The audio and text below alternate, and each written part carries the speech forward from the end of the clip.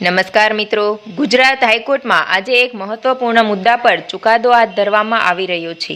ગુજરાત હાઈકોર્ટમાં આજે ચેતર વસાવાની જામીન અરજીને લઈને સુનાવણી હાથ ધરવામાં આવશે અને આ સુનાવણી પર આજે સૌ કોઈની નજર છે. ખાસ કરીને આ સુનાવણી પર આદિવાસી સમાજની લોકોની નજર છે, કેમ કે તેમના મસીહા ગણાતા ચેતર વસાવા આજે જો જામીન મળે છે તો સાંજ સુધીમાં વડોદરાની સેન્ટ્રલ જેલમાંથી બહાર આવી શકે છે. છેલ્લા 50થી પણ વધારે દિવસથી ચેતર વસાવા જેલમાં છે. 5 જુલાઈના રોજ ડેડિયાપાડાની એક બેઠકમાં જે બબાલ સર્જાઈ હતી ત્યારથી સતત આજ દિન સુધી ચેતર વસાવા જેલમાં છે. અત્યાર સુધીમાં નીચલી કોર્ટ, સેશન કોર્ટ અને ગુજરાત હાઈકોર્ટની અંદર ચોથી વખત જામીન અરજીની સુનાવણી કરવામાં આવી રહી છે.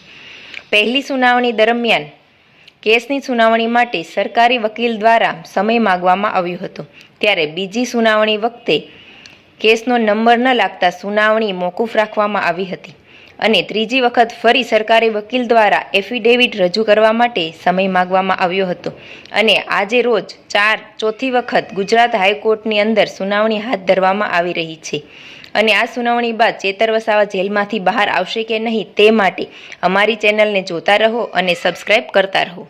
ધન્યવાદ.